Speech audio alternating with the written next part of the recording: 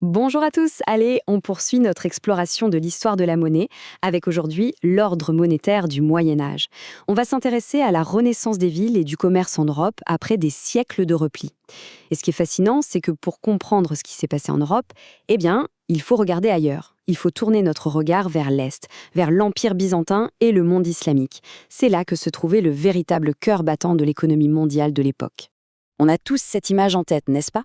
Après la chute de Rome, l'Europe serait revenue à un état quasi préhistorique, à l'économie du troc. Je t'échange 3 poules contre une paire de chaussures. Eh bien, cette idée, aussi répandue soit-elle, est tout simplement un mythe. C'est une vision complètement fausse. Alors, que s'est-il réellement passé ? Bon, rentrons dans le vif du sujet. Le vrai problème, ce n'est pas que les pièces de monnaie aient subitement disparu. Elles existaient toujours. Non, le véritable effondrement, la vraie rupture, c'est celle du système. C'est le circuit qui faisait fonctionner cette monnaie, qui lui donnait son sens et sa vitesse, qui s'est complètement disloqué. Et ça, c'est un point absolument essentiel qui va un peu à l'encontre de nos intuitions. On imagine que l'État commence par collecter les impôts, puis qu'il dépense cet argent. Mais à Rome, c'était l'inverse. D'abord, l'État dépensait de l'argent qu'il créait, principalement pour payer son énorme armée. Cet argent frais était donc injecté dans toute l'économie, jusqu'aux coins les plus reculés de l'Empire. Et c'est seulement ensuite que cet argent revenait à l'État grâce aux impôts. C'était une boucle, un circuit. Et c'est la rupture de cette boucle qui a provoqué la crise.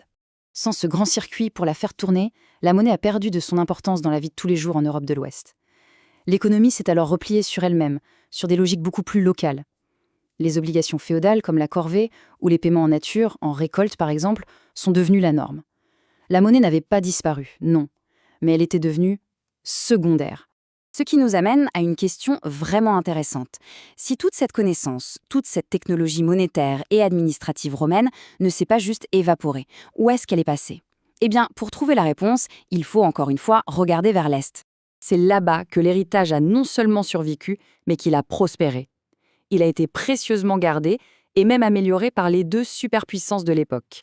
L'Empire byzantin, bien sûr, l'héritier direct de Rome en Orient, et le jeune califat islamique. Ils ont été de véritables réservoirs de civilisation, protégeant et développant les savoirs administratifs, commerciaux et monétaires. Regardez cette carte, elle est extrêmement parlante. Le centre de gravité économique du monde s'est complètement déplacé. Il n'est plus à Rome, il est à Constantinople, il est à Bagdad. Pendant que l'Occident se fragmentait en une multitude de petits royaumes, ces 2 métropoles étaient les capitales d'un monde incroyablement connecté, riche et dynamique. Et au cœur de cette nouvelle économie monde, on trouve 2 monnaies d'une importance capitale.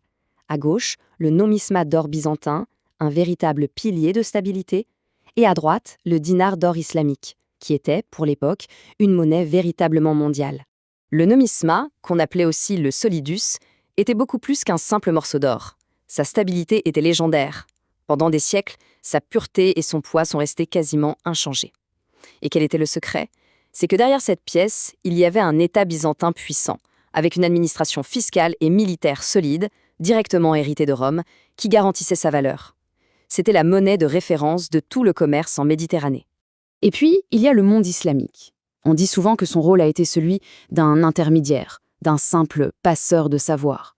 Mais c'est tellement plus que ça. Il a été un pôle de reconstruction de la civilisation, bâtissant un réseau commercial d'une échelle encore jamais vue. Ce qui est absolument fou quand on regarde une carte comme celle-ci, c'est l'échelle. De l'Espagne jusqu'à l'Irak, c'est un immense espace commercial unifié qui a été créé. Le monde islamique a réussi à connecter la Méditerranée et l'océan Indien en une seule et même zone de paiement, avec un système sophistiqué basé sur le dinar en or et le dirham en argent. Et ça, c'est un point vraiment crucial. Il ne s'agissait pas seulement de préserver des vieux textes.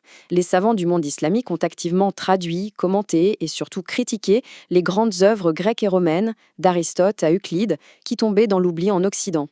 Ils ont développé des outils intellectuels comme le calcul rationnel, qui sont devenus indispensables pour le commerce à grande échelle. Bon, on a beaucoup parlé de l'Est. Mais pendant ce temps-là, en Europe de l'Ouest, quelque chose se préparait. Un changement profond qui venait de l'intérieur. Et tout a commencé dans les campagnes. Loin du faste des grandes cités, une révolution silencieuse était en marche. 3 innovations techniques qui peuvent sembler modestes. L'assolement trianal, la charrue lourde, mieux adaptée au sol du Nord, et le nouveau collier de cheval. Prises ensemble, ces innovations ont fait exploser la productivité agricole. Le résultat, il est spectaculaire, la population a quasiment triplé.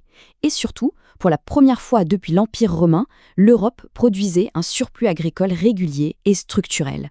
Et ce surplus, ça a complètement changé les règles du jeu féodal. Pour les seigneurs, il devenait beaucoup plus rationnel et efficace de demander à leurs paysans un loyer en argent plutôt que des jours de corvée. Ça a poussé les paysans à aller vendre leur surplus sur les marchés pour se procurer des pièces, et hop, la monnaie revenait en force au cœur de la vie rurale. Et c'est à ce moment précis que tout se met à converger. D'un côté, on a une Europe qui, grâce à son agriculture, a de nouveaux besoins, un nouvel appétit pour le commerce.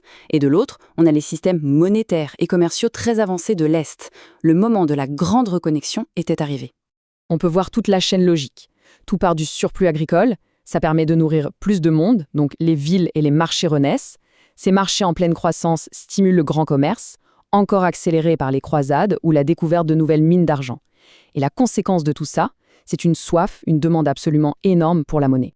Pour répondre à cette soif, une innovation financière géniale va se développer. Mais avant, il faut bien comprendre une distinction fondamentale, la différence entre le crédit et la monnaie. Le crédit, c'est une promesse de paiement, c'est de l'information, une reconnaissance de dette. La monnaie, elle, c'est l'acte de règlement final. C'est l'objet physique qui vient éteindre la dette. C'est toute la différence entre un « je te paierai » et un « tiens, voilà ton argent ». Le crédit, en particulier avec l'invention de la lettre de change, a été une véritable révolution. Imaginez le danger et le coût de transporter des coffres remplis d'or et d'argent à travers l'Europe. La lettre de change a permis de transformer la monnaie en une simple information sur un bout de papier, un ordre de paiement entre deux places commerciales. Le commerce international est devenu beaucoup plus sûr et plus rapide. Mais attention, et là, on touche au cœur du sujet. Oui, le crédit a été un lubrifiant extraordinaire pour l'économie. Mais tout ce système ne tenait que pour une seule raison. Au bout du compte, le paiement final se faisait en monnaie sonnante et trébuchante. Toute la confiance dans ces instruments de crédit reposait sur la certitude absolue qu'on pouvait, à tout moment, les échanger contre de l'or ou de l'argent bien réel, comme le fameux florin de Florence. Le crédit facilitait les échanges, mais c'est la monnaie qui validait le paiement. Donc pour conclure, ce qu'on appelle la renaissance économique de l'Europe médiévale n'a rien eu d'un miracle sorti de nulle part. C'était le résultat d'un long processus de reconnexion et d'apprentissage au contact d'un monde bien plus vaste et plus avancé. Ce schéma résume parfaitement ce très long cycle. On part des dettes inscrites sur des registres en Mésopotamie, on passe aux pièces de métal qui ont dominé l'Antiquité et le Moyen-Âge, pour arriver aux instruments de crédit et au papier de l'ère moderne. La leçon fondamentale, c'est que la monnaie est avant tout une technologie sociale, un grand livre de comptes collectifs qui repose sur la confiance. S'il ne fallait retenir qu'une seule chose, ce serait celle-ci. Le renouveau européen n'est pas une génération spontanée. Il y a bien eu un moteur interne, cette fameuse révolution agricole. Mais ce moteur n'aurait jamais pu démarrer sans le carburant qui venait de l'extérieur. Le savoir-faire monétaire, commercial et scientifique qui avait été préservé et développé par Byzance et le monde islamique.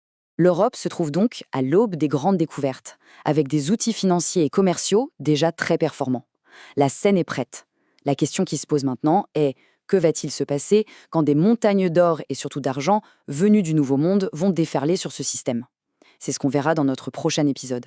Merci de nous avoir suivis et à très bientôt.